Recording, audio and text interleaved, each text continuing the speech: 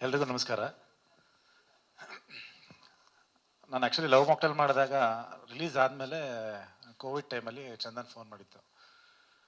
ಒಂದು 3/4 ಗಂಟೆ 1 ಅವರ್ ಮಾತಾಡ್ದ. ಮಗ ಫಿಲಮ್ ಹಂಗಿದೆ, ಸಖತ್ತಾಗಿ ಮಾಡಿದೆ ಮಗ. ಯಾಕಂದರೆ ಎಲ್ಲ ಆರ್ಟಿಸ್ಟ್ ಒಂದು ಇದರಲ್ಲಿ ಇರ್ತೀವಿ, ಯಾವುದು ಸಿಗ್ತಾರ ನಮಗೆ ನಾವೇ ಮಾಡ್ಕೋಬೇಕು ಅನ್ನೋದೊಂದು ಇರುತ್ತಲ್ಲ.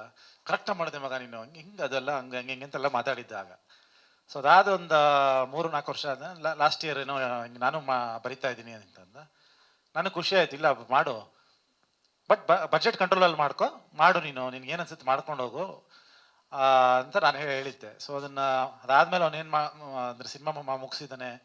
ಸೊ ನನಗೆ ನಮ್ಮ same music director Love Mocktail 2 ನಕುಲ ಭಯಂಕರ್ ಮಾಡಿದ್ದೆ, ಇವ್ರದ್ದು ಮ್ಯೂಸಿಕ್ ಡೈರೆಕ್ಟ್ರು. ಸೊ ಅಲ್ಲಿ ಅಪ್ಡೇಟ್ ತಿಳ್ಕೊತಾ ಇದ್ದೆ, ಹೆಂಗೆ ಮಾಡಿದ್ದಾನೆ, ಹೆಂಗೆ ಬಂದಿದೆ, ಲೆಂತ್ ಹೆಂಗಿದೆ, ಎಲ್ಲಿ ಏನಾದ್ರು ಬೋರ್ ಆಗ್ತಿದೆಯಾ, ಪ್ರತಿಯೊಂದು ಕೇಳ್ಕೊಂಡು ಅವ್ನಿಗೆ ಅವ್ನಿಗೆ ಫೀಡ್ಬ್ಯಾಕ್ ಮಾತಾಡ್ತಾ ಇದ್ವಿ. ಸೊ ಐ ಥಿಂಕ್ ಭಾಳ ಖುಷಿ ಆಯ್ತು ಮುಗಿಸಿ ರಿಲೀಸ್ ಅಂತಕ್ಕೆ ತೊಗೊಂಬರ್ತಾ ಇರೋದು. ಪ್ಲಸ್ ಒಂದು ಸಿನಿಮಾ ಎಸ್ಪೆಷಲಿ ಒಬ್ರು ಆ್ಯಕ್ಟ್ರ್ ಮಾಡೋದು, ಈಗ ಕವಿತಾ ಅವರು ಇವರಿಬ್ಬರು ಸೇರ್ ಮಾಡಿದ್ದಾರೆ. ಯಾಕಂದರೆ ನಾನು ಮಿಲನ ಸೇರ್ ಮಾಡಿದಂಥ ಚಿತ್ರ ಅದು. ಸೊ ನಮಗೆ ಗೊತ್ತು ಅದ್ರ ಸ್ಟ್ರಗಲ್ಸ್ ಏನಿರುತ್ತೆ, ಎಷ್ಟು ಎಫರ್ಟ್ ಹೋಗುತ್ತೆ ಒಂದು ಸಿನಿಮಾ ಮಾಡೋದಕ್ಕೆ, ಅಥವಾ ಒಂದು ಬರವಣಿಗೆಯಲ್ಲಾಗ್ಬೋದು, ಅದನ್ನು ಸೆಟ್ಟಲ್ಲಿ ಬಂದು ಮತ್ತೆ ಕಂಪ್ಲೀಟ್ ದುಡ್ಡು ಹಂಚ್ಕೊಂಬಂದಾಗಿ ಅಥವಾ ಲೊಕೇಶನ್ ನೋಡೋದು, ಸೊ ಅದೆಲ್ಲ ಒಂದು ಜರ್ನಿ ಅದು. ಸೊ ಅದೊಂದು ಬ್ಯೂಟಿಫುಲ್ ಜರ್ನಿ.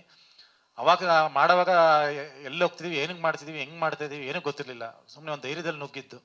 ಸೊ ಒಂದು ಹಾನೆಸ್ಟ್ ಎಫರ್ಟಲ್ಲಿ ಒಂದು ಸಿನಿಮಾ ಮಾಡಿದ್ರೆ ಸಕ್ಸಸ್ ಖಂಡಿತವಾಗ್ಲೂ ಸಿಗುತ್ತೆ ಅನ್ನೋದೊಂದು ನಂಬಿಕೆ ಇಟ್ಕೊಂಡಿರೋ ನಾನು.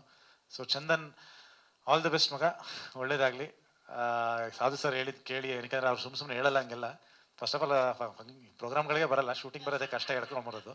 ಸೊ ಪ್ರೋಗ್ರಾಮ್ ಬಂದಿದ್ದಾರೆ ಅಂದರೆ ಡೆಫಿನೆಟ್ಲಿ ಸಾಧು ಸರ್ ತುಂಬ ಇಷ್ಟ ಆಗಿರುತ್ತೆ ಅಂತ ನಾಟಿದೆ ಸಾಧು ಸರ್ಗೆ. ಆಮೇಲೆ ಬೇರೆ ಬಂದಿದ್ದಾರೆ, ಫಸ್ಟೇ ಬಂದು ಕೂತಿದಾರಲ್ಲ, ಅದು ನೋಡಿ ಇಲ್ಲ ಮೋಸ್ಟ್ಲಿ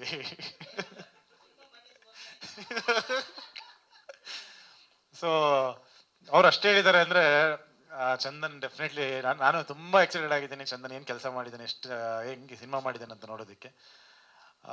ಆಲ್ ದ ಬೆಸ್ಟ್, ಒಳ್ಳೇದಾಗಲಿ. ಆ್ಯಂಡ್ ನಾನು ಇನ್ನೂ ಸಾಂಗ್ ನೋಡಿಲ್ಲ, ಬರೀ ಅದೊಂದು ಕ್ಲಿಪ್ ನೋಡಿದ್ದು ಅಷ್ಟೇ. ಸೊ ಮತ್ತೆ ಹಾಕ್ಬೋದೇನೋ ಆಮೇಲೆ, ಸೊ ನೋಡ್ತೀನಿ. ಸೊ ಆಲ್ ದ ಬೆಸ್ಟ್ ಮಗ.